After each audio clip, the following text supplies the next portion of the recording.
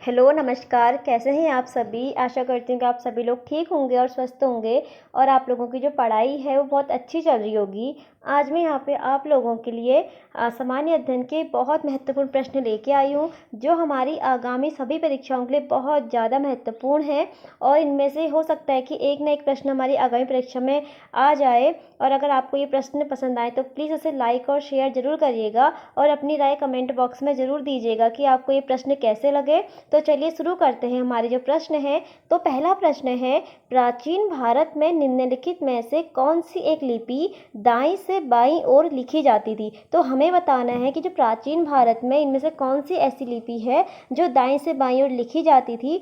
तो जो इसका राइट आंसर है वो है ऑप्शन नंबर 4 यानी कि खरोष्टी। यानी कि जो खरोष्टी लिपि है ये दाईं से बाईं ओर लिखी जाती थी। अब नेक्स्ट प्रश्न है यहाँ पे, नचिकेता और यम के बीच सुप्रसिद्ध संवाद उल्लेखित है। तो नचिकेता और यम के बीच जो सुप्रसिद्ध संवाद है वो किस उपनिषद में उल्लेखित है। तो इसका जो राइट आंसर है वो है यहाँ पे कठोप उपनिषद। ठीक है, कठोप उपनिषद में यम और नचिकेता के बीच का संवाद यहाँ पे उल्लेखित है। अब नेक्स्ट प्रश्न है यहाँ पे कि मिलिंद पन्हो राजा मिलिंद और किस बौद्ध भिक्षु के मध्य संवाद के रूप में है। यानी कि जो मिलिंद पन्हो ये किताब है, ठीक है, इसमें किस किस के मध्य संवाद है। तो एक तो इसमें है राजा मिलिंद और दूसरे बौद्ध भिक्षु थे वो थे नागसेन। यानी कि जो नागसेन थे इन्होंने क्या किया था, इन्होंने राजा मिलिंद को क्या की थी, बौद्ध धर्म की शिक्षा दी थी। ये चर्चा किसमें है, ये चर्चा है मिलिंद पन्हो में। तो कभी पुस्तक आ जाए कि नागसेन ने किसको बौद्ध धर्म की शिक्षा दी थी, तो वो दी थी राजा मिलिंद को। और इसकी जानकारी हमें किससे मिलती है, इसकी जानकारी हमें मिलती है मिलिंद पन्हो नामक किताब से मिलती है। अब यहाँ पे नेक्स्ट प्रश्न है कि गुप्त शासकों द्वारा जारी किए गए चांदी के सिक्के कहलाते थे। अब गुप्त द्वारा जो चांदी के सिक्के जारी किए गए थे वो कहलाते थे रूपक। ये बहुत ज़्यादा इंपॉर्टेंट क्वेश्चन है और मुझे लगता है कि आगामी किसी न किसी परीक्षा में एक प्रश्न जरूर पूछा जाएगा कि गुप्त शासकों द्वारा जारी किए गए जो चांदी के सिक्के थे वो क्या कहलाते थे। तो वो कहलाते थे रूपक। ठीक है, अब नेक्स्ट प्रश्न है हमारा सिकंदर के हमले के समय उत्तर भारत पर निम्नलिखित राज्यों में से किस एक का शासन था। तो हमें बताना है कि जब सिकंदर ने हमला किया था तो उस समय यहाँ पे उत्तर भारत पे किसका शासन था।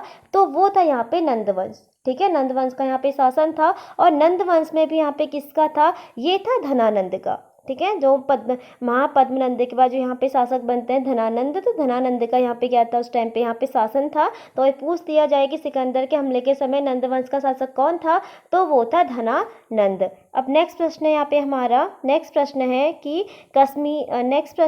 हमारा कि कश्मीर में कनिष्क के शासन काल में जो बौद्ध संगीति आयोजित हुई थी उसकी अध्यक्षता निम्नलिखित में से किसने की थी। तो कनिष्क के काल में हुआ क्या था, कनिष्क के काल में हमारी चौथी बौद्ध संगीति हुई थी। ठीक है, ये पता होना चाहिए कि चौथी बौद्ध संगीति किसके काल में हुई थी। तो जो चौथी बौद्ध संगीति है वो हुई थी कनिष्क के काल में और उस संगीति की जो अध्यक्षता करी थी वो करी थी वसुमित्र ने। ठीक है, वसुमित्र ने इसकी अध्यक्षता करी थी और इसी में एक उपाध्यक्ष भी चुने गए थे, यानी उपाध्यक्ष भी थे, वो थे अश्वघोष। ठीक है, अश्वघोष इसमें क्या थे, उपाध्यक्ष थे। और जो चौथी बौद्ध संगीति हुई थी ये हुई कहाँ थी, कश्मीर के कुंडलवन में हुई थी।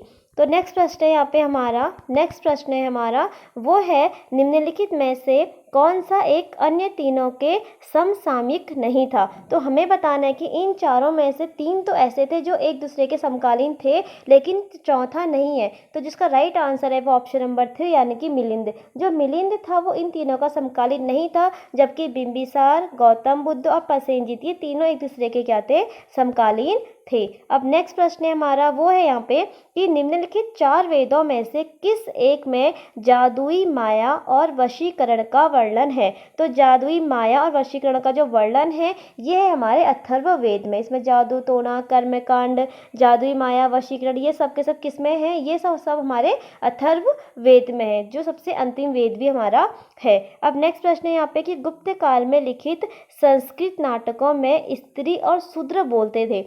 जो गुप्त काल में जो संस्कृत नाटक थे उसमें जो स्त्री और शूद्र थे वो कौन सी भाषा बोलते थे, तो वो बोलते थे यहाँ पे प्राकृत भाषा। ठीक है, प्राकृत भाषा बोलते थे। जो यहाँ पे जब गुप्त काल था तो गुप्त काल में क्या था, जो निम्न वर्ग के लोग थे, ठीक है, जो निम्न वर्ग के लोग थे जिसमें ये शूद्र वगैरह आते हैं और स्त्री भी, तो इसमें क्या था कि जो ये लोग थे ये प्राकृत भाषा बोलते थे, जबकि जो उच्च वर्ग के लोग थे जिसमें जबकि जो उच्च वर्ग के लोग थे, उच्च वर्ग के लोग प्राकृत भाषा बोलते थे, संस्कृत भाषा सॉरी, जो उच्च वर्ग के लोग थे वो कौन सी भाषा बोलते थे, संस्कृत भाषा बोलते यहाँ पे थे।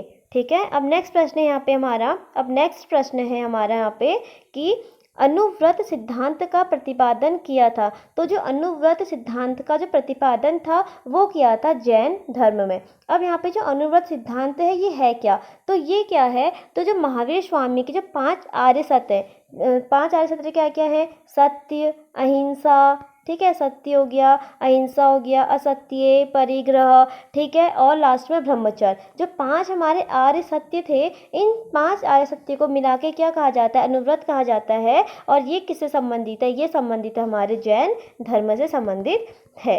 अब जो नेक्स्ट प्रश्न है वो है हमारा कि हिंद यानी कि भारत की जनता के संदर्भ में हिंदू शब्द का प्रथम बार उपयोग किया था। तो हिंदू शब्द का प्रथम बार उपयोग किसने किया था, तो ये किया था अरबों ने। ठीक है, जो इसका राइट आंसर है वो है ऑप्शन 4, यानी कि अरबों ने हमारे भारत के लिए, हिंद के लिए, सबसे पहले हिंद की जनता के लिए हिंदू शब्द का यहाँ पे प्रयोग किया था। अब जो नेक्स्ट प्रश्न है वो है हमारा कि आरंभिक वैदिक साहित्य में सर्वाधिक वर्णित नदी है, यानी कि सबसे ज़्यादा जिसकी चर्चा है वो यहाँ पे है सिंधु नदी। ठीक है, सबसे सर्वाधिक जो चर्चा हुई यहाँ पे सिंधु नदी की हुई है। उसके बाद यहाँ पे जो दूसरी बार सेकंड नंबर पे जो है वो यहाँ पे सरस्वती नदी है, और इस सरस्वती नदी को ही सबसे पवित्र नदी भी यहाँ पे माना गया है। अब नेक्स्ट प्रश्न है यहाँ पे कि मीमांसा दर्शन के अनुसार मोक्ष की प्राप्ति जिसके द्वारा संभव है। तो मीमांसा दर्शन के अनुसार जो मोक्ष की प्राप्ति है वो कर्म द्वारा संभव है। तो इसका जो राइट आंसर है वो ऑप्शन नंबर 4, यानी कि मीमांसा दर्शन के अनुसार मोक्ष की प्राप्ति कर्म द्वारा संभव है। अब नेक्स्ट प्रश्न है यहाँ पे हमारा, अब नेक्स्ट प्रश्न है कि चोल काल में निर्मित नटराज की कांस्य प्रतिमा में देवताओं की आकृति प्रायः है। तो चोल काल में निर्मित जो नटराज की कांस्य प्रतिमा है उसमें जो देवताओं की आकृति है वो प्रायः कैसी है, वो है चतुर्भुज। ठीक है, चतुर्भुज है इसका राइट आंसर। अब नेक्स्ट प्रश्न है यहाँ पे निम्नलिखित में से किसने राष्ट्रकूट साम्राज्य की नींव रखी। तो राष्ट्रकूट साम्राज्य की जो नींव रखी थी वो रखी थी दंती दुर्ग ने। अब यहाँ पे नेक्स्ट प्रश्न है यहाँ पे कि अनेकांतवाद निम्नलिखित में से किस सिद्धांत एवं दर्शन से संबंधित है। तो अनेकांतवाद जो संबंधित है यहाँ पे, ये संबंधित है जैन धर्म से। नेक्स्ट प्रश्न है यहाँ पे कि इलाहाबाद स्तंभ शिलालेख किससे संबंधित है। जो इलाहाबाद स्तंभ शिलालेख है ये संबंधित है समुद्रगुप्त से। हालांकि जो इलाहाबाद का जो स्तंभ शिलालेख है इसको जो संकीर्ण कराया था ये करवाया था अशोक ने, लेकिन इसकी जो इलाहाबाद स्तंभ शिलालेख है इसमें जो हमें जानकारी मिलती है वो सर्वाधिक जानकारी किसकी मिलती है, समुद्रगुप्त की ही यहाँ पे इसकी जानकारी मिलती है। ठीक है, अब नेक्स्ट प्रश्न है हमारा यहाँ पे, नेक्स्ट प्रश्न है कि भारत के सम प्रतीक के नीचे उत्कीर्ण भारत की राष्ट्रीय आदर्शोक्ति सत्यमेव जयते कहाँ से ली गई है। तो ये ली गई है मुंडको उपनिषद से। ठीक है, ये कहाँ से ली गई है, ये ली गई है मुंडको उपनिषद से ये ली गई है। नेक्स्ट प्रश्न है सम्राट अशोक के शिलालेखों की लिपि का सर्वप्रथम किसने पता लगाया। तो सम्राट अशोक के शिलालेखों की लिपि का जो सर्वप्रथम पता लगाया था वो लगाया था जेम्स प्रिंसिप ने। और आज का जो अंतिम प्रश्न है वो है यहाँ पे, अंतिम प्रश्न है वो है कि महावीर स्वामी की मृत्यु किस स्थान पर हुई। तो महावीर स्वामी की जो मृत्यु है वो हुई है पावापुरी में। ठीक है, पावापुरी में हुई है। और कभी कभी पूछा जाता है कि पावापुरी किस जनपद के अंतर्गत था। तो ये मल्ल महाजनपद के अंतर्गत कौन था, पावापुरी था, जहाँ पे महावीर स्वामी की क्या हुई थी, मृत्यु हुई थी। तो ये थे आज के हमारे 20 बहुत महत्वपूर्ण प्रश्न जो हमारी आगामी परीक्षाओं के लिए बहुत महत्वपूर्ण सिद्ध हो सकते हैं। अगर ये आप लोगों को पसंद आए हों तो प्लीज़ एक लाइक ज़रूर करिएगा और अपनी राय कमेंट बॉक्स में ज़रूर दीजिएगा कि आपको ये प्रश्न कैसे लगे। कल फिर मिलते हैं नए प्रश्नों के साथ, तब तक के लिए धन्यवाद।